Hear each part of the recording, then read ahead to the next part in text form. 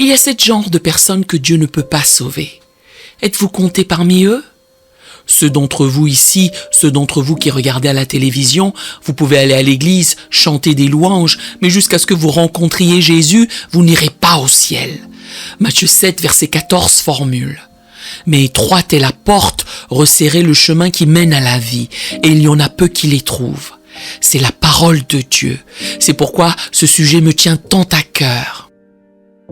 Quand je me tiendrai devant le tribunal, je veux voir les saints de l'église Cornerstone voler à travers la porte, purifiés par le sang de Jésus-Christ. Lisons Luc 18 à partir du verset 9. Il dit encore cette parabole, en vue de certaines personnes se persuadant qu'elles étaient justes et ne faisant aucun cas des autres. 2 hommes montèrent au temple pour prier. L'un était pharisien et l'autre publicain. Le pharisien, debout, priait ainsi en lui-même. « Ô Dieu, je te rends grâce de ce que je ne suis pas comme le reste des hommes, qui sont ravisseurs, injustes, adultères, ou même comme ce publicain.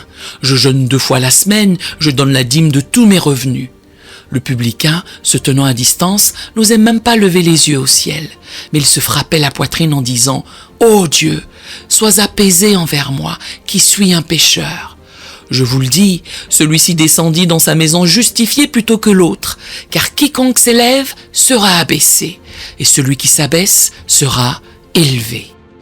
Prions ensemble. Père, merci pour ta parole. Que la lumière de la vérité de Dieu nous conduise à la croix, qu'elle nous conduise à une relation personnelle avec Jésus-Christ. C'est en ton nom que nous prions et demandons ces choses. Que tous les enfants de Dieu disent Amen.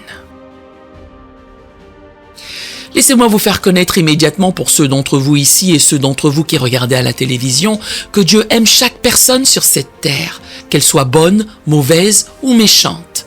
La Bible affirme « Dieu a tant aimé le monde qu'il a donné son Fils unique, afin que quiconque croit en lui ne périsse point, mais qu'il ait la vie éternelle. » Jean 3, verset 16. Mais Dieu ne peut pas sauver les propres justes, c'est la première personne. Remarquez la phrase. Se persuadant qu'elles étaient justes. La Bible indique « Confie-toi en l'Éternel de tout ton cœur et ne t'appuie pas sur ta sagesse. » Proverbe 3, verset 5. À partir du moment où vous vous confiez uniquement en vous-même, vous êtes votre propre Dieu. Vous n'avez pas besoin de Dieu et donc Dieu ne peut pas vous sauver. Jésus a raconté cette histoire aux pharisiens qui jeûnaient 2 fois par semaine et donnaient jusqu'à 30% de leurs revenus. Jésus a déclaré « Si votre justice ne surpasse pas celle des pharisiens, vous n'entrerez pas dans le royaume des cieux. » Matthieu 5, verset 20. Il y a des gens qui ont la religion sans la justice, ils ont la cérémonie sans la consécration, la profession sans la possession. La Bible expose qu'ils sont des nuées sans eau, des sources sans eau, des arbres sans fruits. Jude verset 12. Ils sont des airains qui résonnent ou des cymbales qui retentissent. Ils font du bruit mais ils ne sont pas substantiels. 1 Corinthiens 13 verset 1. Les propres justes ou les justes qui se croient parfaits détestent cette histoire parce que c'est leur portrait. C'est le portrait de beaucoup qui sont assis dans les églises. C'est le Dieu du moi, l'idole favorite de l'Amérique. Pourtant, cette histoire est aussi douce que la caresse d'une mère et une guérison comme le baiser d'une mère pour ceux qui ont péché. La Bible atteste dans Proverbe 28, verset 13, que celui qui confesse et abandonne son péché obtient miséricorde auprès du Seigneur. C'est un verset puissant. Écoutez-le attentivement. Celui qui confesse et abandonne son péché obtient miséricorde auprès du Seigneur. En ce moment, une doctrine de grâce illimitée traverse l'Amérique et le monde, celle qui encourage pécher et continuer à pécher. Dieu vous laisse continuer à pécher et tout va bien avec lui parce que la grâce de Dieu n'a pas de limite. Je vous assure que la grâce de Dieu a une limite. La grâce de Dieu vous donne le temps de confesser votre péché. Dans l'Ancien Testament, si vous péchiez, il vous supprimait immédiatement. Dans le Nouveau Testament, pécher et continuer à pécher sans abandonner son péché, c'est faire de la grâce de Dieu un complice du mal. Réfléchissez-y. Cela fait de la grâce de Dieu un complice du mal. Rencontrons le pharisien de cette histoire. Le mot pharisien signifie séparé.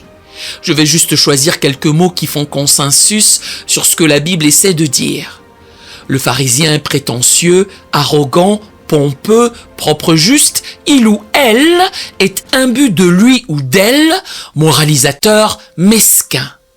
Dans le théâtre de votre esprit, voyez ce pharisien monter les marches de la synagogue. Il porte sa longue robe, il se pavane dans l'allée centrale, à la recherche d'un endroit bien en vue pour prier, et quand il peut être vu par tous, il doit être entendu alors qu'il beugle non pas une prière, mais une annonce publique de sa bonté. Écoutez sa prière. Ô Dieu, je te rends grâce de ce que je ne suis pas comme le reste des hommes, comme ces pompeux, qui sont ravisseurs, injustes, adultères, ou même comme ce publicain. Le publicain était un collecteur d'impôts. C'était un juif qui travaillait pour les Romains afin de collecter les impôts du peuple juif. Je reviendrai sur lui dans un instant. Dans chaque église, il y a des pharisiens ratios, et je veux que vous compreniez quelque chose ici à l'église Cornerstone. Nous sauvons des âmes, pas des peaux. Il n'y a pas d'église blanche, il n'y a pas d'église noire, il n'y a pas d'église brune. Il n'y a que l'église de Jésus-Christ, où Dieu nous aime tous, ou alors il n'aime aucun de nous. 1 Jean 4, verset 7 relate, « Bien-aimés, aimons-nous les uns les autres, car l'amour est de Dieu, et quiconque aime est né de Dieu, et connaît Dieu. Et écoutez, et celui qui n'aime pas n'a pas connu Dieu. » Combien de chrétiens sans amour connaissez-vous? Il y a des pharisiens sociaux. Voici comment ça se passe. Si vous viviez dans le bon quartier, nous pourrions être amis, ou si vous êtes fait de la bonne étoffe, je voudrais être votre ami. Il y a des pharisiens intellectuels. Ils parlent avec mépris des masses idiotes, si seulement le monde était aussi brillant qu'eux.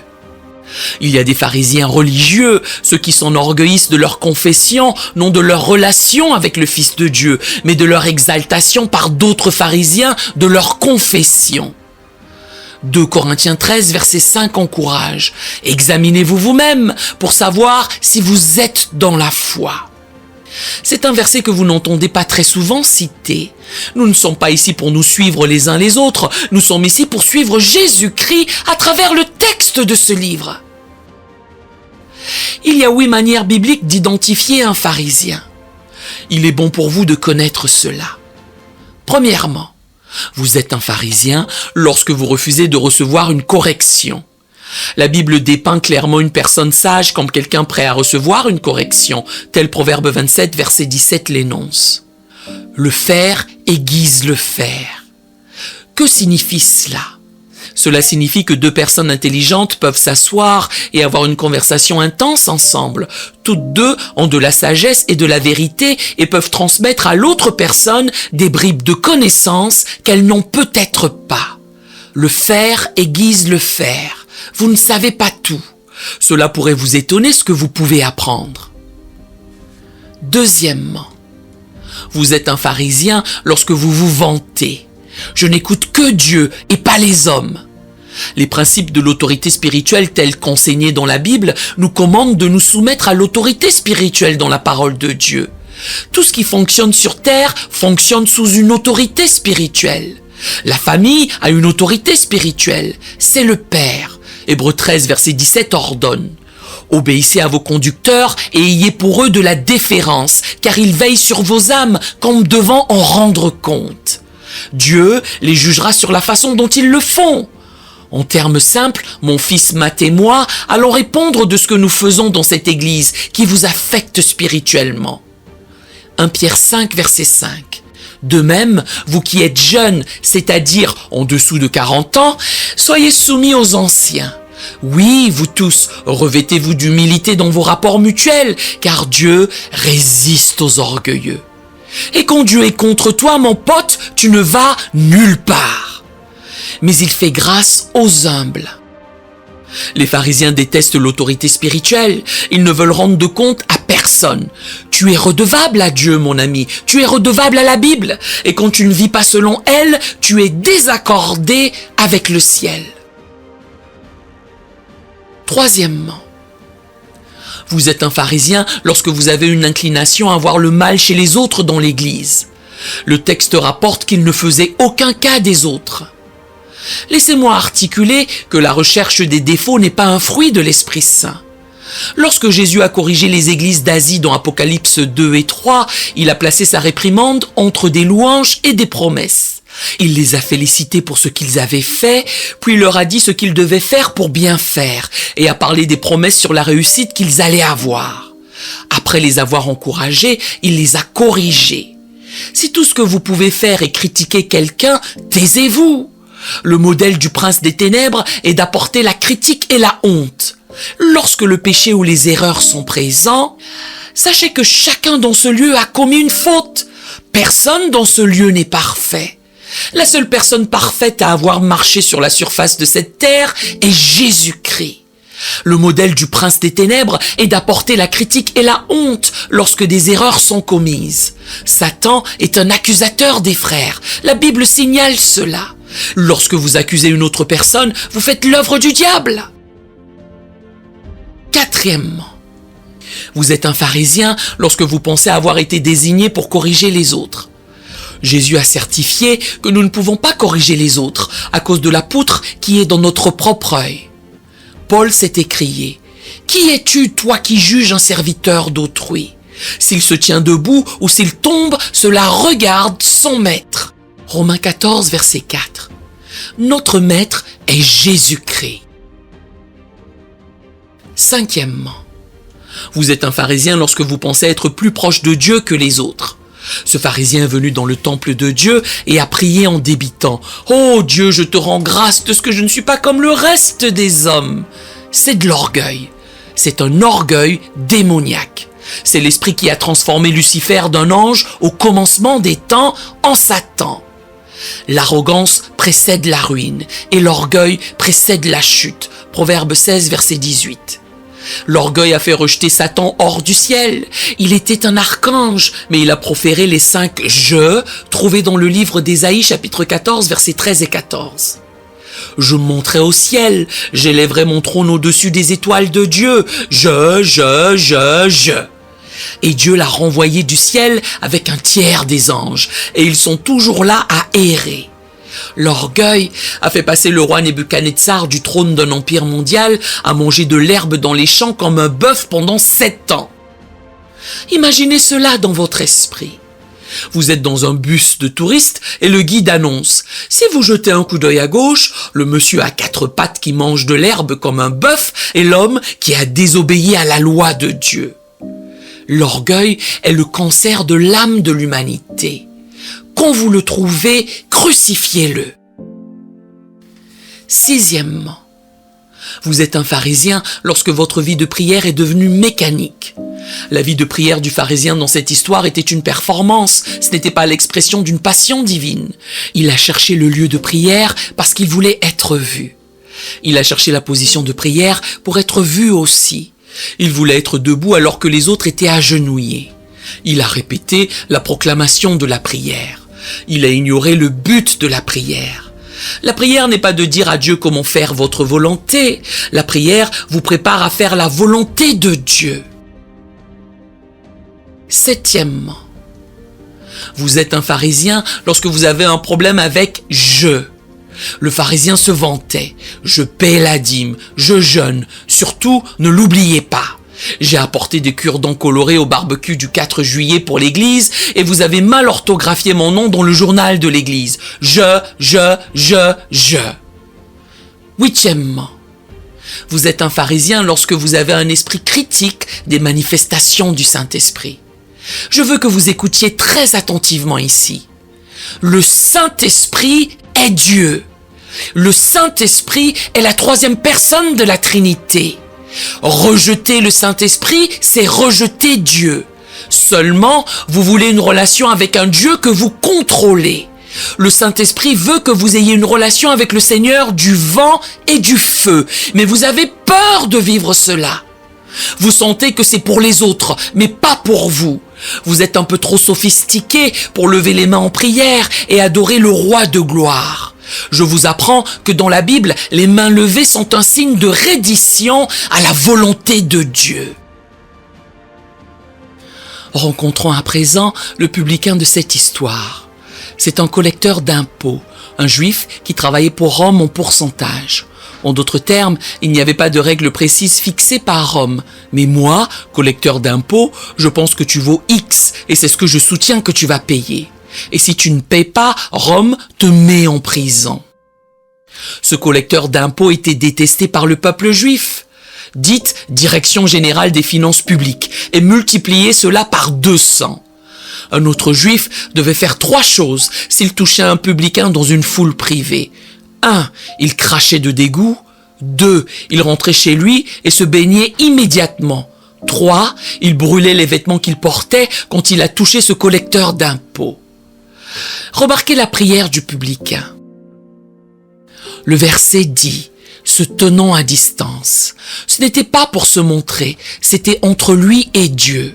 Ce n'est pas du théâtre, c'est un aveu déchirant de son péché.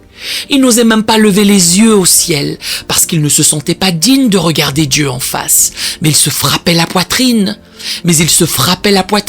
Ce qui est une expression juive de profonde tristesse et de remords pour son péché.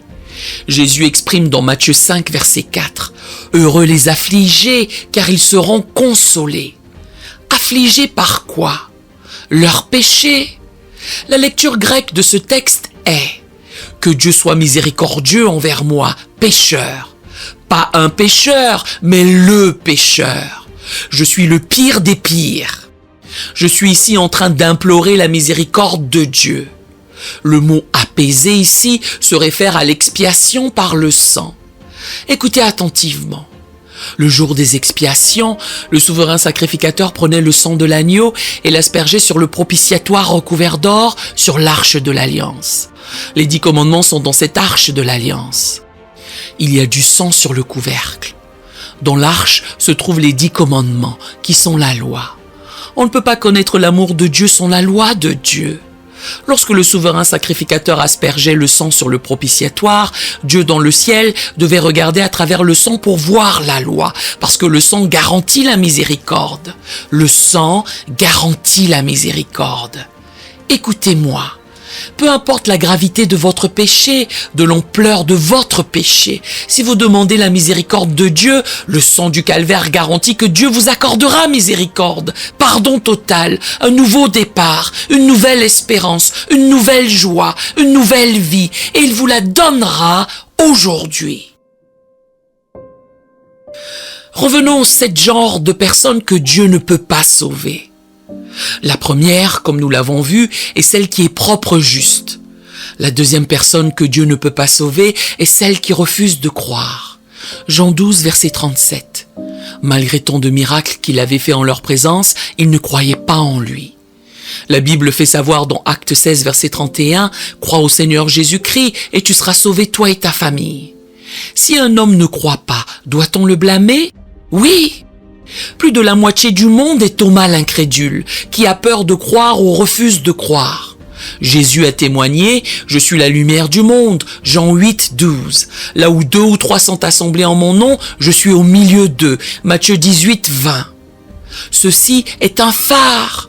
Au nom de Jésus, vous pouvez sortir aujourd'hui de votre obscurité personnelle pour entrer dans la glorieuse lumière du Fils de Dieu. Nous sommes tous confrontés aux mêmes faits. Certains croient, d'autres doutent. Pourquoi? Parce que le problème n'est pas dans les faits, le problème est dans votre volonté d'accepter Jésus-Christ.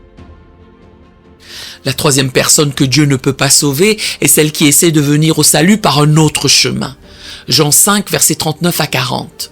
Vous sondez les Écritures parce que vous pensez avoir en elles la vie éternelle. Ce sont elles qui rendent témoignage de moi, et vous ne voulez pas venir à moi pour avoir la vie. Jésus a divulgué « Je suis la porte » Jean 10, verset 9. Nul ne vient au Père que par moi. Jean 14, verset 6. Il n'y a sous le ciel aucun autre nom qui ait été donné parmi les hommes par lequel nous devions être sauvés. Acte 4, verset 12. La richesse et le pouvoir ne peuvent pas vous sauver. L'intellect ne peut pas vous sauver. Vous êtes sauvés par le sang de Jésus-Christ et la foi en lui. La quatrième personne que Dieu ne peut pas sauver est l'hypocrite. Matthieu 23, verset 13. Malheur à vous, scribes et pharisiens hypocrites, parce que vous fermez aux hommes le royaume des cieux. Vous n'y entrez pas vous-même, et vous n'y laissez pas entrer ceux qui veulent entrer. Hypocrite signifie jouer un rôle. La cinquième personne que Dieu ne peut pas sauver est celle qui blasphème contre le Saint-Esprit. Matthieu 12, verset 31 avertit. C'est pourquoi je vous dis, Tout péché et tout blasphème sera pardonné aux hommes, mais le blasphème contre l'Esprit ne sera point pardonné. Si vous blasphémez le Père, et certains d'entre vous le font, Dieu vous pardonnera. Mais si vous blasphémez le Saint-Esprit, Dieu dévoile, je ne vous pardonnerai pas. Soyez très très prudents lorsque vous vous moquez de personnes qui ont des manifestations du Saint-Esprit dans leur vie. C'est très grave. La 6e personne que Dieu ne peut pas sauver est quelqu'un qui est déjà mort. Souvent, quelqu'un m'appelle et verbalise. Je veux que vous priiez pour mon père, ma mère, mon fils, ma fille. Ils sont morts hier. Et la réponse est, je suis désolé, mais toutes les prières de tous les saints sur terre ne les aideront pas. Une fois que vous entrez dans l'éternité, vous êtes là où vous allez aller pour toujours. Il n'y a pas de purgatoire. C'est une doctrine créée par l'Église au Moyen-Âge pour susciter une collecte de fonds. Cela n'a rien à voir avec la rédemption. Jésus a tout accompli. Jésus a tout accompli. La 7e personne que Dieu ne peut pas sauver est un apostat. Écoutez cela, car c'est très puissant. 2 Pierre 2, verset 20 communique.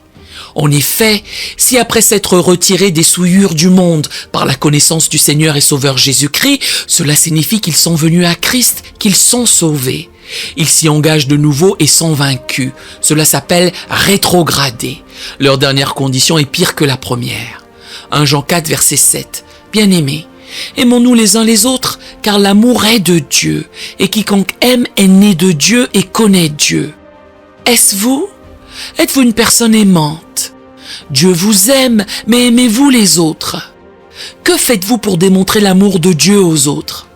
L'amour de Dieu ne vous mènera pas là où la grâce de Dieu ne vous protégera pas. Je pense que nous serons stupéfaits quand nous arriverons au ciel de découvrir à quel point Dieu nous aime. Mais la question est, en tant qu'enfant de Dieu, avec cet amour en vous, qui aimez-vous? À qui donnez-vous cet amour? Parce que Dieu sait que ce monde en a besoin. Aimez-vous les uns les autres, comme je vous ai aimé. Jean 13, verset 34. Connaissez-vous Jésus-Christ? Ou êtes-vous seulement une personne religieuse qui essaie d'aller au ciel par sa propre moralité? Faites un pas vers le Seigneur. Connaissez-vous Jésus-Christ comme sauveur? Si ce n'est pas le cas, dites, pasteur, je ne connais pas Jésus et je veux lui donner ma vie aujourd'hui. Levez la main là où vous êtes. Faites cette prière après moi. Père céleste, je viens devant ton saint trône. Au nom de Jésus-Christ, je te demande de me pardonner tous mes péchés. Purifie-moi de toute injustice. À partir d'aujourd'hui, je te servirai. Je t'honorerai comme mon Seigneur et Sauveur. À partir de ce moment, Jésus-Christ est le Seigneur de ma vie. Amen. Louez le Seigneur dans ce lieu. La proclamation biblique est un pouvoir surnaturel accessible à chaque croyant. Elle apporte la réponse à la prière lorsqu'elle est prononcée avec foi. Tournez-vous vers la parole de Dieu, absorbez-la dans votre cœur, votre esprit, votre âme et votre corps, et laissez-la agir pour vous. Que l'Éternel te bénisse et qu'il te garde. Que l'Éternel fasse luire sa face sur toi et qu'il t'accorde sa grâce. Que l'Éternel tourne sa face vers toi et qu'il te donne la paix. Nombre 6, verset 24. La paix de savoir que l'offrande pour le péché a été faite par le précieux sang de Jésus-Christ. Puissiez-vous connaître la joie indicible et glorieuse, accepter le don de la rédemption donné par notre Seigneur et Sauveur, et accepter le salut éternel et la guérison disponibles pour tous au calvaire. Puissiez-vous savoir qu'à chaque lever du soleil, ses bontés et compassions sont renouvelées, son amour et sa fidélité ne faillissent jamais. Que la bonté de Dieu et sa grâce vous surprennent. Que sa faveur soit sur vous dans tous les domaines de votre vie. Au nom de Jésus, recevez cette bénédiction. Amen. Nous aimerions vous donner l'opportunité de faire de Jésus le Seigneur de votre vie. Voulez-vous bien prier avec moi? Dites: Seigneur Jésus, je me repens de mes péchés. Viens dans mon cœur. Je fais de toi mon Seigneur et Sauveur. Et merci Seigneur pour le baptême du Saint-Esprit en moi. Dans le nom de Jésus. Par cette simple prière, nous croyons que le Saint-Esprit vous conduit sur le chemin de la nouvelle naissance. Allez dans une bonne église qui est basée sur la Bible, donnez à Dieu la première place. Nous espérons de tout cœur que ce message vous encouragera. Si vous connaissez quelqu'un qui puisse être encouragé, s'il vous plaît, envoyez-le lui. Édifions le corps de Christ ensemble. Nous publions régulièrement des messages, des shorts et des prières. Appuyez sur la cloche des notifications pour vous le rappeler. Merci infiniment de nous soutenir en vous abonnant à notre chaîne. Que Dieu vous bénisse merveilleusement.